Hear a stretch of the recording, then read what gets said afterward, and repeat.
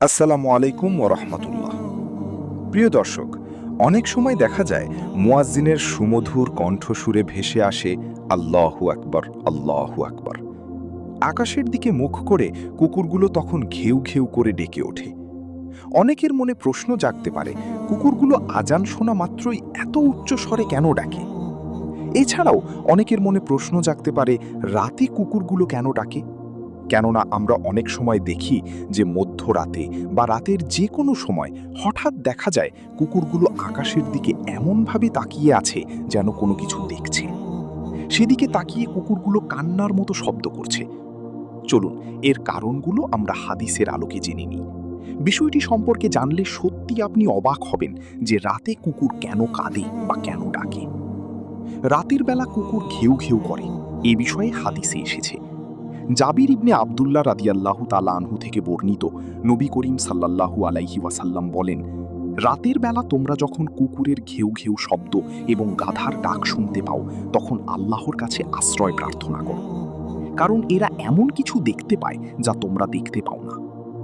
রাতের বেলা তোমরা আল্লাহর নাম স্মরণ করে ঘরের দরজাসমূহ বন্ধ করো, কারণ আল্লাহর নাম স্মরণ করে বন্ধকৃত দরজা শয়তান খুলতে পারে না। তোমরা কলসিগুলোর মুখ ঢেকে দাও, মশেকের অর্থাৎ চামড়ার তৈরি পানির পাত্র মুখ বেঁধে দাও এবং পাত্রগুলো উপুর করে রেখে দাও। আবু দাউদ, হাদিস নং ৩২৪৬। সুপ্রিয় দর্শক, তাহলে হাদিস দ্বারা বুঝতে পারলাম রাসূল সাল্লাল্লাহু আলাইহি ওয়াসাল্লাম বলেছেন, কুকুর যা দেখতে পায় মানুষ তা দেখতে পায় না। কুকুর শয়তানকে দেখতে পায়, এজন্যই পরক্ষণে বলেছেন, অবশ্যই রাতের বেলা তোমাদের দরজাসমূহ বন্ধ করে দাও বিসমিল্লাহ বলে। এর অর্থ হচ্ছে কুকুর তখনই ডাকে যখন সে শয়তানকে দেখতে পায়। বা এমনও হতে পারে কোনো ব্যক্তির কবরে আযাব হতে থাকলে তা কুকুর দেখতে পায় ও শুনতে পায়। আমরা জানি রাসূলুল্লাহ সাল্লাল্লাহু আলাইহি ওয়াসাল্লাম বলেছেন, বোবা জীবজন্তু ও পশু পাখি কবরের আযাব দেখতে ও শুনতে পারে। তাই বন্ধুরা, আমরা রাতে যখন কুকুরের ডাক শুনব তখন আমরা পড়ব আউযু বিল্লাহি মিনাশ শাইতানির রাজিম। প্রিয় দর্শক মণ্ডলী, আজ আপনাদের জন্য কুকুর বিষয়ে কিছু কথা বলার চেষ্টা করব। আমাদের দেশে যত জানোয়ার আছে তার মধ্যে নিকৃষ্ট মানের জানোয়ার হচ্ছে কুকুর আর শূকর। আমরা তো কুকুরকে দেখলেই লাথি দিয়ে দূরে সরিয়ে দেই এবং তাদের দেখলেই জুতা ছুঁড়ে মারতে চাই। অথচ কুকুরের একটি ইতিহাস আছে যা হায়াতুল হাইওয়ান নামক কিতাবে লেখা হয়েছে। আল্লাহর একজন বান্দা একদিন কোথাও যাওয়ার উদ্দেশ্যে রওনা হলেন। যেতে যেতে কিছু দূর যাওয়ার পর সে ব্যক্তি পথের ধারে একটি সুউচ্চ বিল্ডিং দেখতে পেল, যা সে কখনোই দেখেনি। অনেক পুরাতন একটি বিল্ডিং, যা প্রায় ২-৪ শত বছর আগের। আমাদের দেশের প্রতিটি মানুষেরই সবকিছুতেই নতুন পছন্দ। আমরা সবাই জুতা বা কাপড় কিনতে গেলেও আমরা আগে জিজ্ঞাসা করি নতুন কি এসেছে। কিন্তু স্মৃতির অ্যালবামে কেউ নতুন কিছু রাখে না, মানুষ পুরাতনটাই রাখে। তো সেই লোকটি পুরাতন বিল্ডিংটাকে ঘুরে ঘুরে দেখতে লাগলো। হঠাৎ তার চোখ পড়ল একটি শিলালিপির দিকে, যেখানে খোদাই করে লেখা আছে, এই বিল্ডিং তৈরির ইতিহাস জানতে হলে অমুক গ্রামে যেতে হবে। এটি দেখে সেই ব্যক্তির মনে ইতিহাস জানার প্রবল আগ্রহ জাগ্রত হল। সে উক্ত গ্রামের খোঁজে যেতে যেতে ২-৩ কিলোমিটার চলে গেল। তারপর একটি গ্রামের কাছে গিয়ে একজন ব্যক্তিকে গ্রামের নাম জিজ্ঞাসা করল এবং শিলালিপিতে লেখা গ্রামের সাথে মিলে গেল। তারপর আল্লাহর সেই বান্দা লোকটি থেকে পুরাতন সেই বিল্ডিংয়ের ইতিহাস জানতে চাইলে লোকটি বললেন, জন্মের পর থেকে সবাই এভাবেই বিল্ডিংটি দেখছেন। এর ইতিহাস সম্পর্কে কারোরই স্পষ্ট জানা নেই। এমনকি আরও কিছু সংখ্যক মানুষকে জিজ্ঞাসা করা হলো এবং তারাও একই কথা বললেন। তারপর সেই ব্যক্তি মন খারাপ করে চলে আসছিল এবং ভাবছিল, খোদাই করে কি তাহলে মিথ্যা কথা লেখা আছে? ভাবতে ভাবতে যখন গ্রামের শেষ প্রান্তে চলে আসলো, তখন তিনি একজন বৃদ্ধাকে দেখতে পেলেন। বয়সের ভারী বৃদ্ধার মাথা ৩টে হয়ে গেছে, অর্থাৎ বয়সের ভারী ঝুঁকে বসে থাকলে হাঁটু সহ ৩টে মাথা মনে হয়। এখনকার যুগে এই সকল বৃদ্ধাদের খুব একটা দেখা যায় না, কারণ এখন মানুষ ৩৫ থেকে ৬০ বছরের মধ্যেই ডিজিটাল যুগে ডিজিটাল প্রযুক্তির মাধ্যমেই বেশি মারা যায়। যেমন স্বামী স্ত্রীর কাছে পানি চাইলেন, স্ত্রী পানি নিয়ে আসতে আসতে শোনা যায় বাইক অ্যাক্সিডেন্টে স্বামী আর দুনিয়াতে নেই। আর আগের যুগের বৃদ্ধা মানুষ অসুস্থ ৭-৮ দিন পর্যন্ত বিছানায় থেকে মারা যাবে বলতে বলতেও আরও ২-৩ ঘন্টা বেঁচে থাকত। তো যাই হোক, আল্লাহর সেই বান্দা বৃদ্ধার কাছে গেল এবং জিজ্ঞাসা করল, এই গ্রামের নাম কি এটা? উত্তরে বৃদ্ধা বলল, হ্যাঁ, কিন্তু তুমি কোথায় থাকো? উত্তরে লোকটি বললেন, আমার বাড়ি অনেক দূরে, আমি অমুক রাস্তার সেই মাথায় একটি বিল্ডিং দেখতে পারলাম, সেখানে লেখা ছিল বিল্ডিংয়ের ইতিহাস জানতে হলে এই গ্রামে আসতে।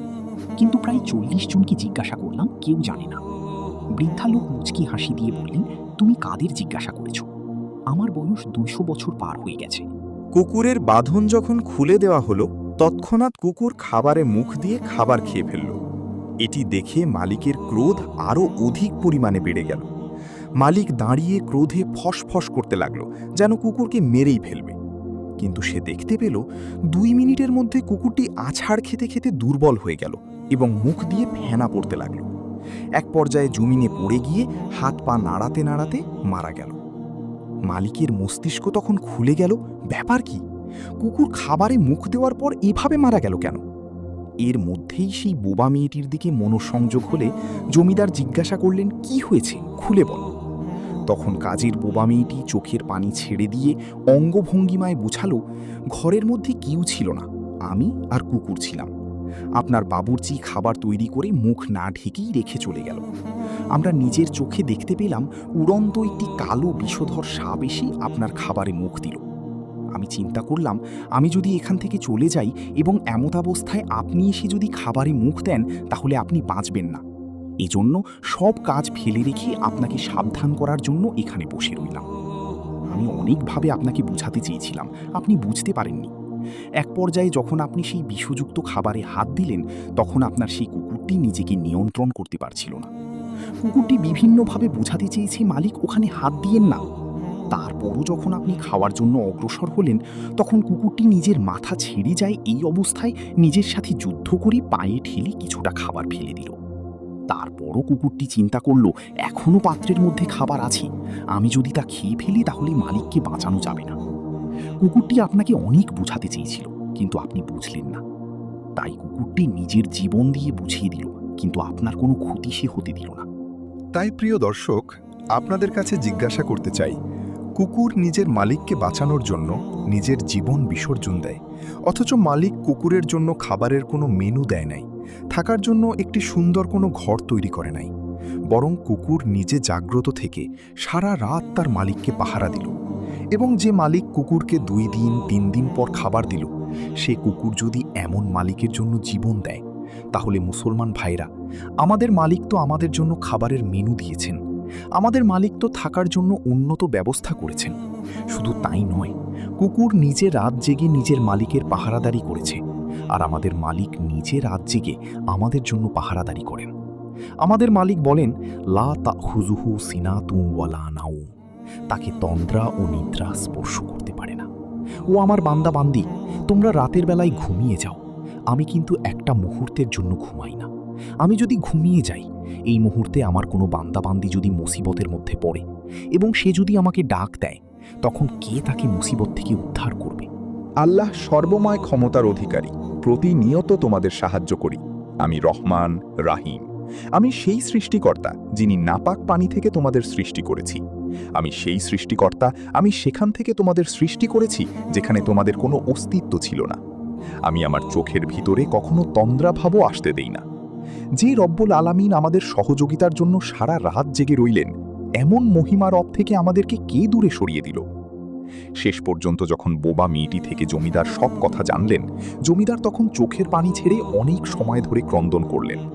জমিদার এরপর ঘোষণা দিল, যে কুকুর তার জীবন বিসর্জন দিয়ে আমার জীবন রক্ষার চেষ্টা করল, এই কুকুরের লাশ যেখানে সেখানে ফেলে দেওয়া যায় না।